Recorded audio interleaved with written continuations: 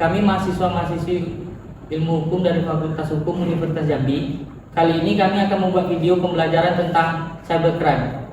Kami dari kelompok 6 dari mata kuliah cybercrime kelas A. Sebelum memulai video, izinkan saya memperkenalkan diri dan anggota kelompok saya. Saya sendiri Yuki Septian Putra dengan NIM B120313 dan teman saya Diva Aulia dengan NIM B120242, Valencia Rafia dengan NIM B120342, Gustina Putri Wulandari dengan NIM B120343, Siva Fitra Gufrani dengan NIM B120347.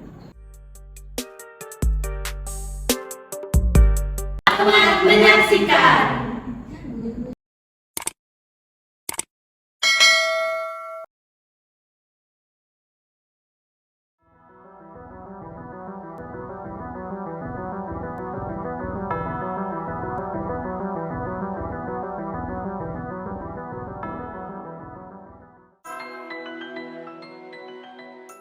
Saya akan menjelaskan materi tentang cybercrime. Cybercrime adalah merupakan suatu perbuatan melanggar hukum yang secara khusus diatur dalam Undang-Undang Nomor 11 Tahun 2008 tentang Informasi dan Transaksi Elektronik. Pasal 45 ayat 3, pasal 27 ayat 3 yang berbunyi, setiap orang dengan sengaja dan tanpa hak mendistribusikan atau mentransmisikan dan atau membuat dapat diaksesnya informasi elektronik dan atau dokumen elektronik yang memiliki muatan penghinaan dan atau pencemaran nama baik. Dan juga pasal 32 Undang-Undang ITE sebagai berikut. Nomor 1, setiap orang dengan sengaja dan tanpa hak atau melawan hukum dengan cara apapun mengubah, menambah, mengurangi atau melakukan transmisi, merusak, menghilangkan serta memindahkan atau menyembunyikan suatu informasi elektronik dan atau dokumen milik orang lain atau milik publik dipidana penjara paling lama 8 tahun atau denda paling banyak 2 miliar. Mengapa situs web dapat diretas oleh hacker? Setelah meninjau sejarah kasus cybercrime di Indonesia, kini kamu tahu bahwa situs web di negara ini sering menjadi sasaran empuk para penjahat dunia maya. Tahun demi tahun, hanya situs web Indonesia yang diretas. Website Indonesia yang menjadi sasaran pada hacker biasanya adalah situs web pemerintah, kata sandi situs web terlalu mudah, atau kesalahan dalam kode saat membuat situs web. Saya mengambil contoh kasus MFW yang pada saat itu menghack situs Kejaksaan RI. MFW mengisi waktu luangnya dengan meretas website Kejaksaan RI. Website dibobol sehingga tampilan berubah menjadi pemberitahuan dengan nada protes dan segel heket merah. MFW menghack database dan menjual 3 juta data ke black market dengan harga 400.000. Dalam kasus ini, MFW telah ditangkap oleh kepolisian dan kasusnya telah ditutup. Unsur-unsur pidana yang melanggar: MFW melakukan pembobolan data, MFW melakukan pencurian data dan disalahgunakan. Hal ini melanggar aturan yang diatur dalam pasal 30 ayat 1, ayat 2, ayat 3 yang diatur dalam Undang-Undang ITE nomor 11 tahun 2008. Baiklah, perkenalkan nama saya Diva Aulia. Saya akan menjelaskan tentang phishing. Phishing adalah sebuah kejahatan cybercrime untuk melakukan penipuan dengan mengelabui korban. Umumnya, aksi kejahatan ini dilancarkan melalui email maupun media sosial lain, seperti mengirimi link palsu, membuat website bodong, dan sebagainya. Kegiatan phishing memang bertujuan memancing orang untuk memberikan informasi secara sukarela tanpa disadari. Padahal informasi yang dibagikan tersebut akan digunakan untuk tujuan kejahatan. Pelaku phishing biasanya menampakkan diri sebagai pihak atau institusi yang berwenang dengan menggunakan website atau email palsu yang tampak meyakinkan. Banyak orang yang berhasil dikelabui.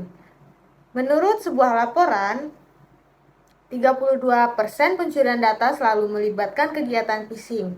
Bahkan di awal tahun 2020 saja telah mencatat sudah ada 165.000 lebih website phishing yang siap menjaring korban, dan sektor finansial masih menjadi sasaran utamanya. Jenis-jenis phishing antara lain email phishing, spear phishing, walling, dan web phishing. Baiklah, di sini saya akan menjelaskan salah satu kasus phishing. Contoh kasus pada tahun 2009, peretas berhasil mengakses beberapa server Google di Cina. Perusahaan ini menyatakan bahwa terdapat bukti bahwa tujuan utama dari para penyerang adalah untuk mengakses akun Gmail dari para aktivis hak asasi manusia di Cina.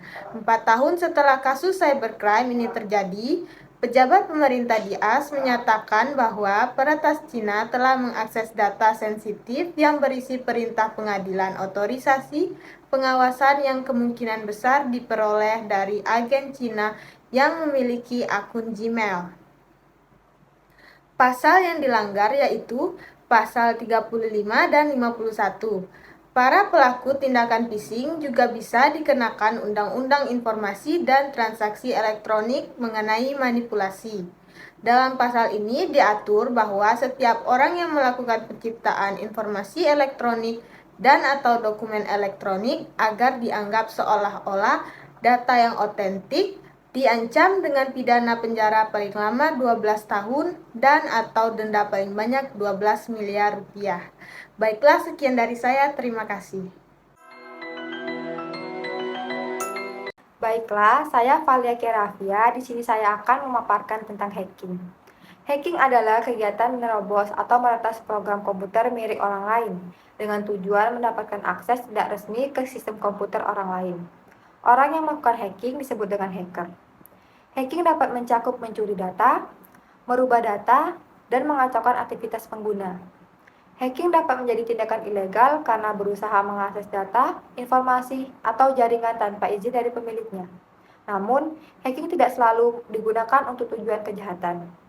Baiklah, di sini saya akan memaparkan salah satu contoh kasus hacking, yaitu pembobolan situs KPU tahun 2004. Pada 17 April 2004, jaringan internet di Pusat Tabulasi Nasional Komisi Pemilihan Umum sempat down, atau dengan kata lain, tidak dapat diakses publik yang ingin mengetahui proses pemilihan umum tersebut. Nama-nama partai yang mengikuti pemilihan umum dirubah menjadi nama-nama yang terdengar lucu jika dibaca oleh publik. Sedangkan data perolehan suara tidak dirubah oleh pelaku, walaupun sebenarnya bisa saja dirubah oleh pelaku tersebut. Pihak kepolisian pada awalnya kesulitan untuk melacak keberadaan pelaku. Terlebih, kasus seperti ini adalah jenis kasus baru yang ditangani pihak kepolisian. Pada awal penyelidikan, pihak kepolisian sempat terkecoh karena pelaku membelokkan alamat internet atau internet protokol atau IP address, atau melakukannya dengan menggunakan teknik spoofing atau penyesatan ke Thailand. Dengan kata lain, pelaku tidak menggunakan alamat IP yang berasal dari Indonesia agar seolah-olah bahwa penyerangan dilakukan bukan dari Indonesia tetapi dilakukan di Thailand. Pasal yang dilanggar yaitu pasal 406 KUHP, pasal 30 Undang-Undang Informasi dan Transaksi Elektronik tahun 2008, pasal 35 Undang-Undang Informasi dan Transaksi Elektronik tahun 2008, dan pasal 46 Undang-Undang Informasi dan Transaksi Elektronik tahun 2008. Pengakuan tersangka atas tindakannya termotivasi atas pernyataan Ketua Kelompok Kerja TI yang dinyatakan di sebuah stasiun televisi mengaku bahwa sistem TI yang diterapkan untuk mengelola pemilu memiliki keamanan yang baik dan tidak dapat ditembus atau dibobol oleh hacker karena dibangun dengan biaya yang sangat mahal, yaitu denda harga 125 miliar. Dan untuk menunjukkan bahwa kinerja Komisi Pemilihan Umum tersebut sebagai salah satu lembaga penting negara yang berperan dalam proses pemilihan pemimpin negara sangatlah buruk, terutama di bidang teknologi informasi. Sekian dari saya, terima kasih. Baiklah, hacker adalah orang yang mempelajari, menganalisis, memodifikasi, menerobos masuk ke dalam komputer dan jaringan komputer, baik untuk keuntungan atau dimotivasi oleh tantangan. Terminologi peretas muncul pada awal tahun 1960-an di antara para anggota organisasi mahasiswa Teach Model Railroad Club di Laboratorium Kecerdasan Artifisial atau MIT. Kelompok mahasiswa tersebut merupakan salah satu perintis perkembangan teknologi komputer, komputer dan mereka itu berkutat dengan sejumlah komputer mainframe. Kata bahasa Inggris hacker pertama kalinya muncul dengan arti positif untuk menyebut seseorang anggota yang memiliki keahlian dalam bidang komputer dan mampu membuat program komputer yang lebih baik daripada yang telah dirancang bersama. Konsep-konsep cybercrime itu ada akses ilegal, phishing, penipuan OTP, kejahatan konten ilegal, dan terorisme. Di sini kasus yang saya ambil mengenai terorisme. Jenis kejahatan terorisme ini di dunia maya akan merugikan negara, bahkan mengancam keselamatan. Aktivitas terorisme ini mengacu serangan terhadap komputer, jaringan, dan IT milik negara. Tujuan dari cyber terorisme ini untuk mengintimidasi dan menekan pemerintah untuk kepentingan tertentu. Contoh kasusnya yang saya ambil yaitu pembobolan data oleh hacker Bjorka pada tahun 2022.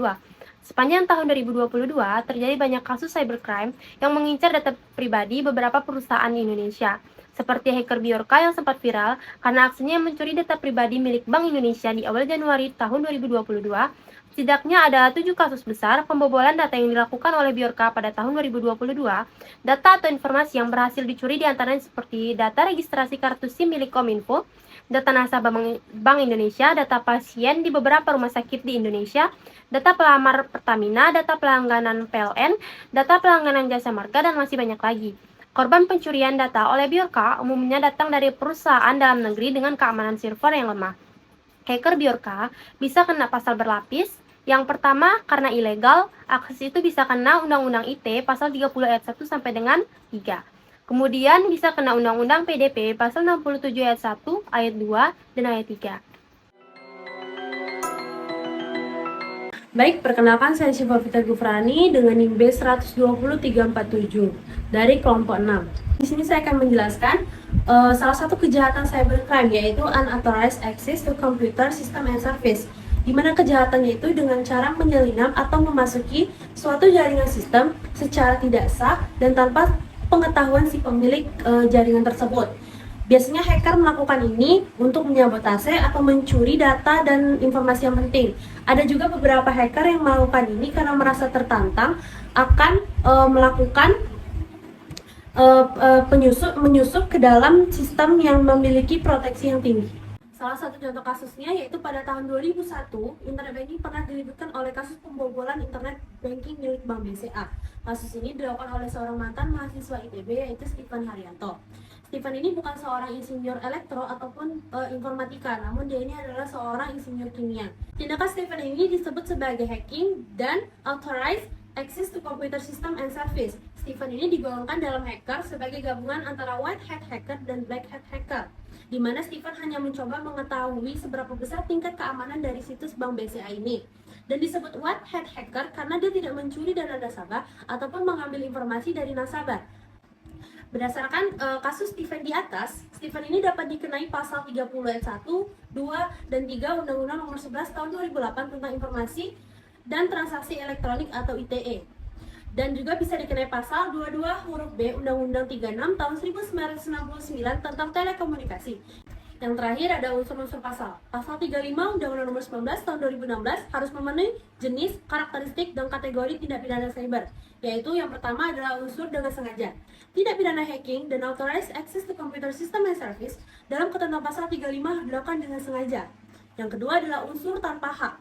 Dalam rumusan pasal ini, lebih tepat memakai kata melawan hukum dikarenakan tidak memungkinkan seseorang mempunyai hak untuk melakukan memanipulasi, penghilangan, atau perusakan data dengan tujuan agar data tersebut dianggap sebagai data otentik.